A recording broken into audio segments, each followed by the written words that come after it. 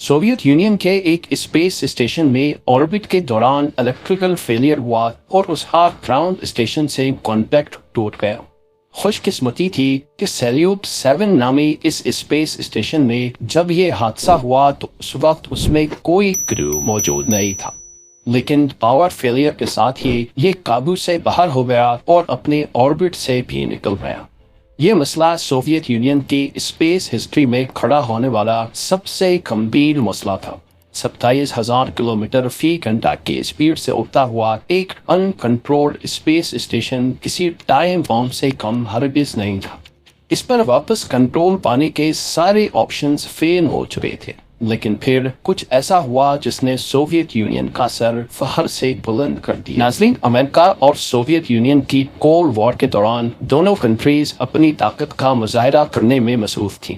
ताकत का ही show off जहां करोड़ों डॉलर्स का जिया था, वही इसी कोल्ड वॉर के दौरान दोनों कंट्रीज की जानिब से ऐसी चीजें भी इन्वेंट की गई जिनका फायदा आज तक हम उठा रहे हैं, जैसा कि इंटरनेट, जेट एयरक्राफ्ट और ग्लोबल पोजिशनिंग सैटेलाइट्स यानी जीपीएस।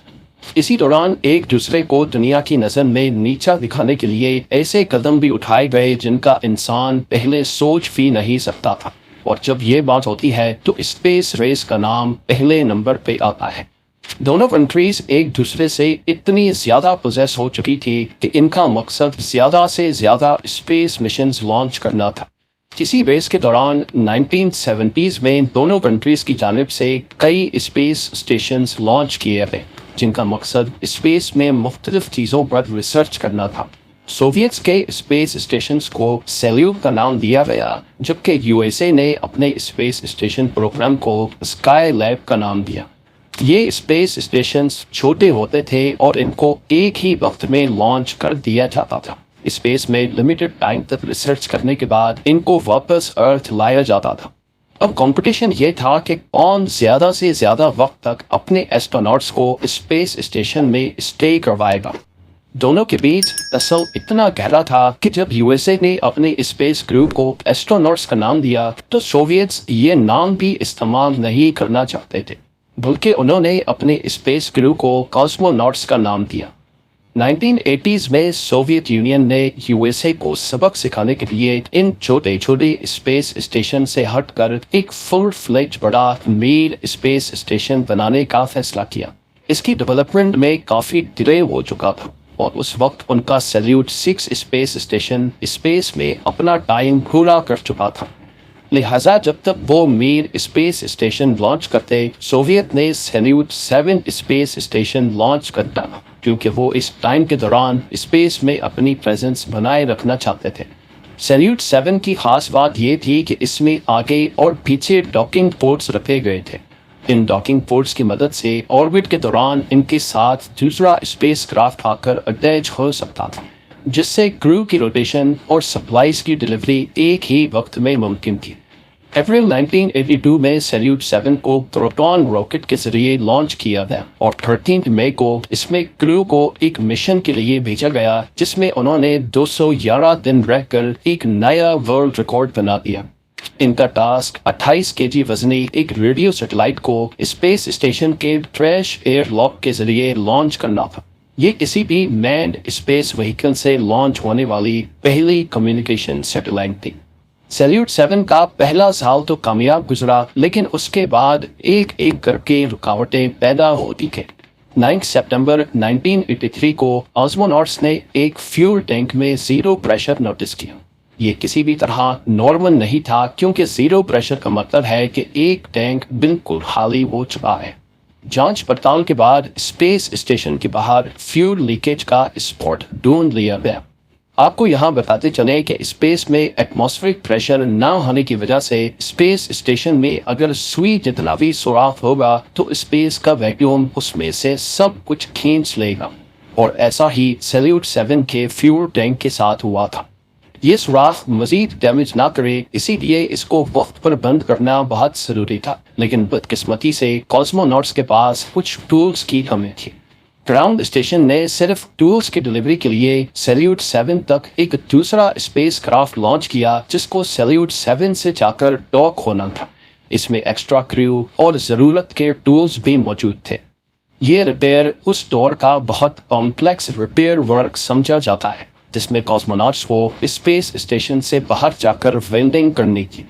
स्पेशल टूल्स और पोल वेल्डिंग की मदद से आखिरकार फ्यूल टैंक के सुराख को बंद कर दिया गया। सैल्यूट 7 की ये रिपेयर बहुत इम्प्रेसिव तो थी, लेकिन आने वाली मुश्किल इनके सुख के सांस को मुसीबत में बदलने वाली थी। 1984 में सैल्यूट 7 के कॉस्मोनॉट्स स्पेस स्टेशन को ऑटो पायलट मोड पर रखकर सोयूज स्पेस क्राफ्ट के जरिए वापस अर्थ आ गए। अब स्पेस स्टेशन की मॉनिटरिंग सोवियत ग्राउंड टीम की जिम्मेदारी थी, जो कि ये काम रिमोटली कर रही थी। कॉस्मोनॉट्स के लौटने के चंद महीनों के बाद 11 फेब 1985 वाले दिन अचानक सैल्यूट 7 का ग्राउंड स्टेशन टीम के साथ कॉन्टैक्ट टूट गया। फॉल्ट लॉग्स में देखा गया तो मालूम पड़ा कि ऑर्बिट में मौजूद सैल्यूट 7 के अंदर किसी किस्म का इलेक्ट्रिकल सर्ज हुआ है। ग्राउंड टीम ने राब्ता वापस से बहाल करने के लिए एक सेकेंडरी कम्युनिकेशन सिस्टम एक्टिवेट कर दिया। अब सैल्यूट 7 के साथ कॉन्टैक्ट तो बहाल हो गया, लेकिन इसके फौरन बाद एक दूसरा इलेक्ट्रिकल सर्ज हुआ और अब स्पेस स्टेशन के साथ हर किस्म का कॉन्टैक्ट टूट गया। न सिर्फ इतना, बल्कि वो अपने ऑर्बिट से भी हट गया, जो कि सोवियट्स के लिए एक खतरनाक लम्हा था। 16 मीटर लंबा स्पेस स्टेशन बिना किसी क्रू के बिल्कुल खामोश और आउट ऑफ कंट्रोल हो चुका था। ये खबर जब यूएसए तक पहुंची तो उनके लिए इससे अच्छा मौका नहीं था। यूएसए चाहता था कि वो अपने कार्गो बे शटल की मदद से सैल्यूट 7 को कैप्चर करके वापस अर्थ तक लाए और फिर दुनिया की नज़र में हीरो बन जाए। ये काम सोवियत यूनियन भी कर सकता था, लेकिन बदकिस्मती से उस वक्त उनकी ब्रॉन शटल पे काम चल रहा था। इसीलिए सैल्यूट 7 को कैप्चर करना सोवियट्स के लिए इम्पॉसिबल था। दुनिया की नज़र में सोवियत यूनियन इस मामले को लेकर काफ़ी लाचार था। लिहाजा उन्होंने फैसला किया कि वो 2 कॉस्मोनॉट्स के क्रू को भेजकर इसे रिपेयर करेंगे। ये काम उस सूरत में तो काफ़ी आसान होता जब स्पेस स्टेशन लाइव हो, क्योंकि इसमें लगा डॉकिंग मैकेनिज्म ऑटोमेटिक तरीके से दूसरे स्पेस क्राफ्ट के साथ जुड़ता है। सोवियत यूनियन के इरादे का मतलब था कि 27,000 किलोमीटर फी घंटा की स्पीड से ऑर्बिट करने वाले स्पेस स्टेशन को पहले मैनुअली ट्रैक किया जाएगा और फिर स्पेस स्टेशन को उसके साथ अलाइन करके मैनुअल डॉक करना होगा। और इस पूरे प्रोसेस में एक छोटी सी भी गलती भेजे हुए क्रू की जान भी ले सकती है, पर इस ऑप्शन के अलावा और कोई ऑप्शन नहीं बचा था।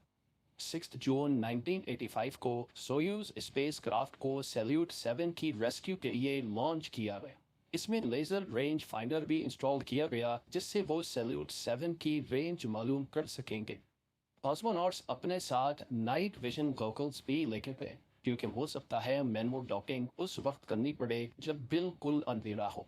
2 दिनों तक ऑर्बिट करने के बाद कॉस्मोनॉट्स फाइनली सैल्यूट 7 के करीब पहुंच गए।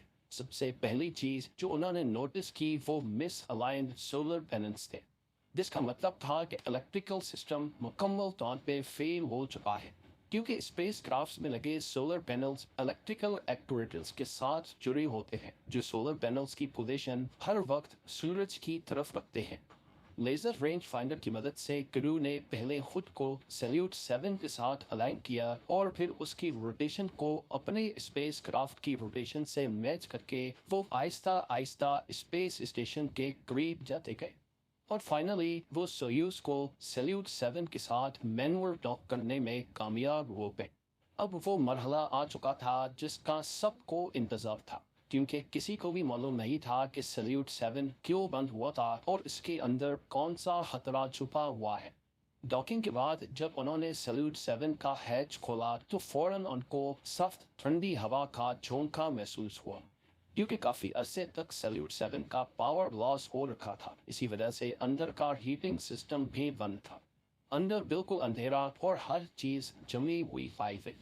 -150 डिग्री सेल्सियस का टेम्परेचर, जिसके लिए सैल्यूट 7 का इंटीरियर डिज़ाइन ही नहीं किया गया था। दोनों कॉस्मोनॉट्स ने गर्म कपड़े पहने और तीनों हैचेस खोलकर सैल्यूट 7 के अंदर चले गए। उनके पास एयर क्वालिटी टेस्टर भी थे, जिसमें कार्बन मोनोऑक्साइड की क्वांटिटी बहुत ज़्यादा शो हो रही थी, जो इस बात का इशारा थी कि यहाँ आग लगी थी। दोनों कॉस्मोनॉट्स को सांस लेने में भी दुश्वारी हो रही थी क्योंकि सैल्यूट 7 का सर्कुलेशन सिस्टम काम नहीं कर रहा था। उन दोनों के सांस में मौजूद कार्बन डाइऑक्साइड अंदर के माहौल को और ज़्यादा डेंजरस बना रहा था। इसीलिए उन्होंने फैसला किया कि एक वक्त में सिर्फ एक कॉस्मोनॉट ही सैल्यूट 7 के अंदर रहेगा।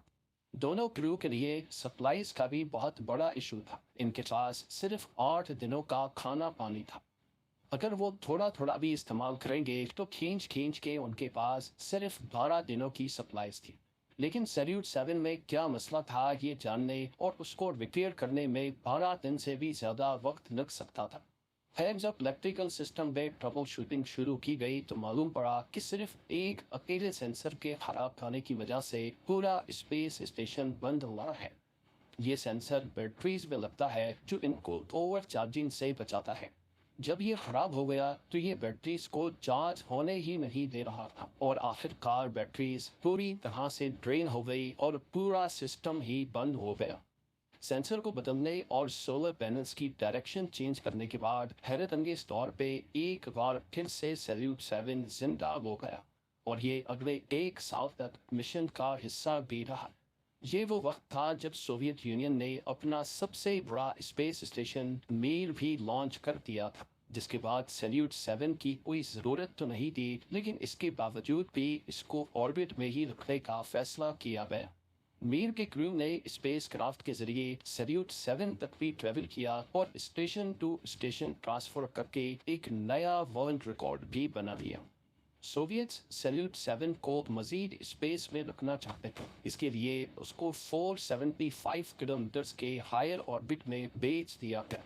लेकिन 1991 में सोवियत यूनियन के कोलैप्स के बाद फंडिंग इश्यूज और दूसरे मसाइल की वजह से सैल्यूट 7 से ध्यान हट गए और वो अपना ऑर्बिट कम करता करता एक दिन अर्थ के एटमॉस्फेयर में अनकंट्रोल्ड री एंट्री कर गए और साउथ अमेरिका के ऊपर टुकड़ों टुकड़ों में बिखर गए। इस तरह सोवियत यूनियन के आखिरी सैल्यूट स्पेस स्टेशन का दी एंड होगा। उम्मीद है ZMTV की ये वीडियो भी आप लोग भरपूर लाइक और शेयर करेंगे। आप लोगों के प्यार भरे कमेंट्स का बेहद शुक्रिया। मिलते हैं अगली शानदार वीडियो में।